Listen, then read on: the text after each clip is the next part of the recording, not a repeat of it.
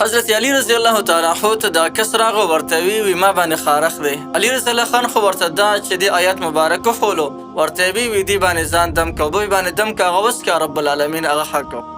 بسم الله الرحمن الرحیم. السلام علیکم ورحمت الله وبرکاته.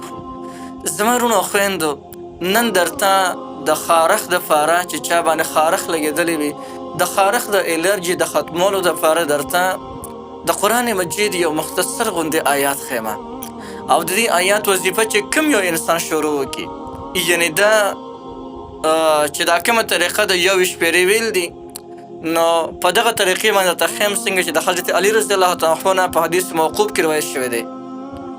نو چا باندې چې خارخ وي او هغه انسان په باندې خپل ځان دم کی او بیا په دې باندې اوبدم کی او هغه انسان وسکی نو رب العالمین به هغه انسان ته شفا ورکړي. خغرونه او خویندې چې د هغوی د خارخ الرجي وي د بعضې کسانو د خارخ الرجي ډېره زیاته وي او دومره زیاته وي چې ځان نه بلکل غوښې یوسي یا په ډېرو ګرولو سره ډېرونو دوی د بدن مکمل تک سور کړی وي. خو د نن نه که د دې آیات مبارک د سورة المؤمنون آیات نمبر 14 که دغه آیات مبارک چې دا کوم درته ښیم که دغه آیات مبارک تاسو یو شپېرې ووایئ او بیا هغه مریض چې هغه باندې خارخ لګېدلی وي هغه به باندې دم کې نو رب العالمین به هغه مریض ته شفا ورکړي. او دا سلوي پاور رب العالمین په دې آیات کې ښودلی چې د نورو مریضانو دپاره هم ډېر زیات پیدامن دغه دی آیات مبارک دی. خصوصا د خارخ الرجي چې د چا وي یا د چا الرجي نشته خو هغه باندې خارخ لګېدلی دی او هغه ډېر زیات علاج کله ښه شوی نه دی. د نن نه د قرآن مجید د آیات په خپله د خپل ځان دم کی په خپل ځان له اوبه دم کولی شي او بل کس ولا هم دم کولی شي. راځئ دغه آیات مبارک درته ښیمه او د دې آیات مبارک چې کومه استعمال طریقه د هغه درته هم ښیم. حضرت علی رضی الله تعالی عنہ یو کس راغی ورته وی د خپل بیماری په باره کې ور شکایت وکړو حضرت ما باندې خارخ لګېدلی دی څه وکړمه.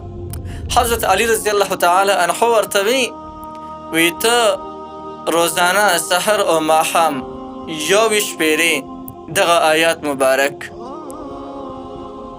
فکسونا العظام لحما ثم انشأناه خلقا آخر فتبارك الله احسن الخالقین.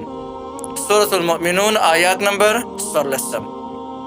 وی دا آیات مبارک سحر او ماښام یو شپېرې وایه او په دې باندې اوبه دم کوه او دا اوبه تر دا 100 ورځو پورې تاسو وڅښئ.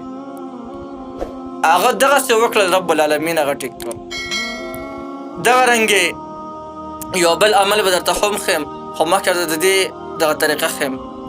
دا د خارخ الرجي که د چا هم وي او 100 ورځې همداسې عمل وکړي لکه څنګه چې مې ورته اوس ویلی یعنې یو شپېرې دغه آیات مبارک دا دغه دی د سحر وی اوبه یې باندې دمی او اوبه بیا څکي او کوم ځینو باندې خارخ وي هغه ځین بیا باندې دمی یا ده او بیا د ماښام دی هم دغه آیات مبارک یو شپېرې وی اوبه یې پرې دمی هغه یې څکي 100 ورځو کې د خارخ الرجي به رب العالمین د ده ختمه کړي. دې بیا نور علاج نه کوي رب العالمین به دې انسان ته شفا ورکړي. قرآن مجید کې رب العالمین شفا یې ښودله. اوس یو کس دی عام خارخ دی د هغه نو هغه له به 2 کاره کوي. یو دا چې دا کوم آیات مبارک تیر شو اعوذ بالله من الشیطان الرجیم فکسونا العظام لحما ثم انشأناه خلقا آخر فتبارك الله احسن الخالقین. دا آیات مبارک با دا به والا اوزل اوی او هغه باندې مخامخ امن سامن دم کې مخامخ به ځان ته کینی او بیا چې به باندې شوف اچي نو شوف په داسې انداز کې اچي چې د ستا د خولې د لاړو د ذرات په ده باندې ورفروزي په داسې انداز کې باندې شوف اچوه.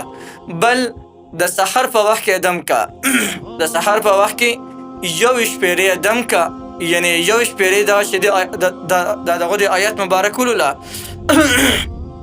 او دې پې باندې دم کا او یو شپېرې بیا د سحر ولوله او دغه کس پې باندې دم کا. خو د دې آیات سرې به اووه ځله سورة القدر دا به سره هم وي او دا به ول اوبه باندې دمې او دوله به دغه اوبه ورکې. یعنې اووه ځله سورة قدر او 21 پیرې دغه چې دی آیات مبارک دا بوویې او دا مریض به دې باندې دم کې. انشاءالله د دې په برکت سره به رب العالمین چا باندې هر قسم خارخ وي نو رب العالمین به د دې په برکت سره دغه مریض ته شفا ورکړي. نو محترمو یو ډیره زیاته زبردست او ډیره زیاته مفیده وظیفه مې درته وښوله. نو بالکل دا وظیفه تاسو کولی شئ، د دې ورته مکمل اجازت دی او هر څوک د دې وظیفې نه مکمل فایده اخیستلی شي.